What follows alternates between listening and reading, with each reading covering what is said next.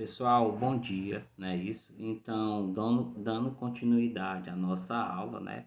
Do capítulo Cinética Química, tá certo? Aí eu quero também que vocês façam a leitura da página 168 à página 171, tá certo?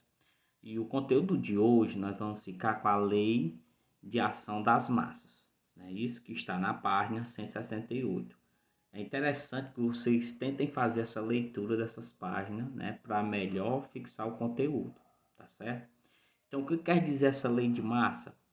É um modelo matemático, né, isso utilizado para descrever o fenômeno dinâmico em química, cujo exemplo é a cinética das reações químicas.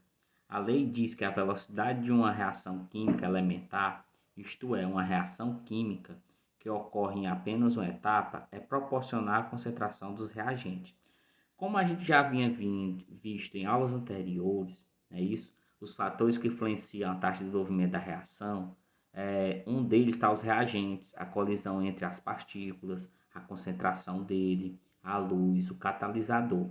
Então, tudo isso influencia na reação química, tá certo? Então, a concentração dele, né, desses reagentes, vai influenciar muito na lei dessas massas, tá certo? Então, para como por exemplo, para que serve essa lei matemática? Vamos imaginar que eu tenho uma concentração, que eu quero preparar uma solução qualquer. Pronto. Esses baldes de tinta, né? Para dissolver, ele tem uma quantidade adequada de água. Vamos imaginar, eu tenho um balde de 5 litros de água, eu tenho que dissolver 2. Se eu dissolver 5, que é a mesma quantidade que ele tem do balde de tinta, não vai ficar uma concentração, não vai ficar muito concentrada, vai ficar quase como se fosse aguada. Para isso é que serve essa lei matemática, essa lei das massas. Tem que ser proporcional à quantidade que eu quero adquirir, tá certo? Então, para isso, nós temos uma reação elementar, que é aquela que se produz em uma só etapa nos termos da ULUPAC, né, que é uma organização de química, é uma reação química na qual uma ou mais das espécies químicas reagem diretamente para formar um produto, uma única etapa da reação, é com um único estado de transmissão, tá certo? Então, eu tenho qualquer reação química, né, que eu preciso de uma só etapa, como por exemplo, olha, para me dissolver o esmalte, eu vou utilizar quem? A acetona. Então só preciso daquele elemento. Então quando eu coloco o esmalte, automaticamente, aliás, a acetona no esmalte, automaticamente ele vai sumir. Então só é uma etapa aí. Por isso que é chamada de reação elementar. Nós também temos, pessoal, a reação não elementar. No caso da não elementar, é a etapa lenta.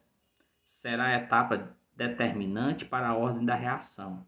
Então, toda vida que uma reação química acontecer de forma lenta, né, de forma muito lenta das transformações químicas, ela é uma reação não elementar.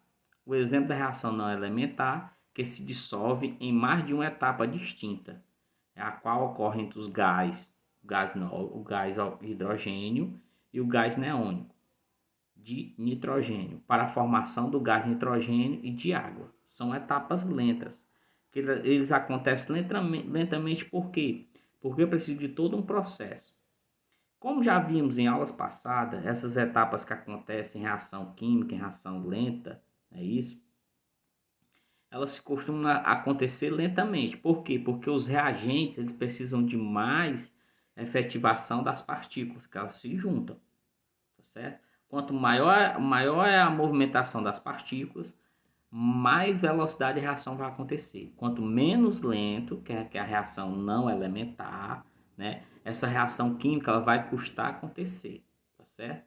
Que é essa formação do gás hidrogênio e o gás monóxido de nitrogênio para a formação de gás nitrogênio e de água, tá certo? Então essa reação ela é lenta. Então ela é chamada de não elementar. E para finalizar, nós temos a ordem de uma reação química.